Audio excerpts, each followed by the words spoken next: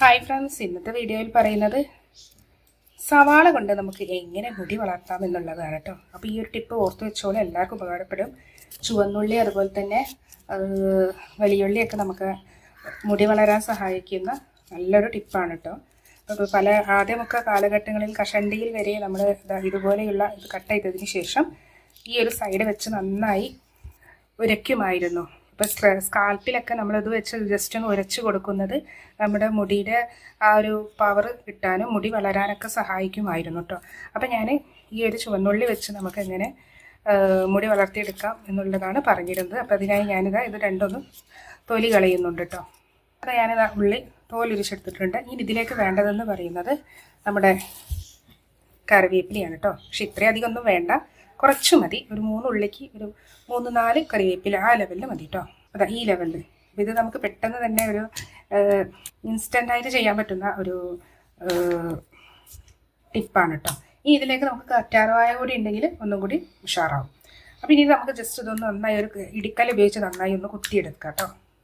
ഇത് നന്നായി ഞാൻ കുത്തിയെടുത്തിട്ടുണ്ട്. അപ്പോൾ ഇത് വളരെ 2-3 ഉള്ളി ആയതുകൊണ്ടാണ് കേട്ടോ ഞാൻ ഇടിക്കൽ വെച്ച് കുത്തിയെടുത്തത്. അല്ലെങ്കിൽ നമുക്ക് മിക്സിയിലൊക്കെ ഇട്ട് അടിച്ചു കൊടുക്കുകയാണെങ്കിൽ ആ കറക്റ്റ് നീര് നമുക്ക് എടുക്കാൻ പറ്റും കേട്ടോ.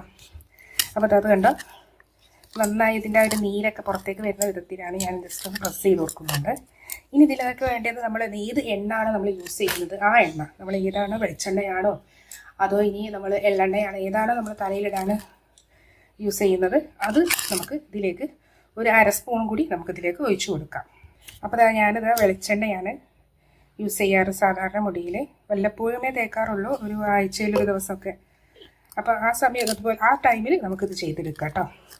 അത് കണ്ടത് നന്നായി ഇതിലൊന്ന് മിക്സ് ചെയ്യുക. അതിനുശേഷം ഈ ഒരു മിക്സിങ്ങോട് കൂടി തന്നെ നമുക്ക് എടുത്ത് നമ്മുടെ തലയിലേക്ക് പ്രത്യേകിച്ച് ഇതുപോലെ ഈ സ്കാൽപ്പിലേക്ക് കറക്റ്റായിട്ട് നമുക്ക് ഇതുപോലെ തേച്ച് കൊടുക്കാം കേട്ടോ. ഓരോ ഭാഗവും നമ്മൾ മുടി നീക്കിയതിന് ശേഷം ഈ ഒരു സ്കാൽപ്പിലേക്ക് നമുക്ക് കുറച്ചീച്ച എടുത്ത് ഇതുപോലെ നമുക്ക് തേച്ച് കൊടുക്കാം. അങ്ങനെ നമ്മൾ ആഴ്ചക്ക് ഒരിക്കൽ നമ്മുടെ എണ്ണയിൽ ഇതുപോലെ ചെയ്ത് കൊടുക്കുകയാണെങ്കിൽ നല്ല റിസൾട്ടായിരിക്കും കേട്ടോ. അപ്പോൾ ഉള്ളിയുടെ ഈ ഒരു സൾഫർ കണ്ടൻറ്റും അതുപോലെ തന്നെ ഉള്ളി മുടി വളരാനൊക്കെ ഏറ്റവും നല്ലൊരു കാര്യമാണ്.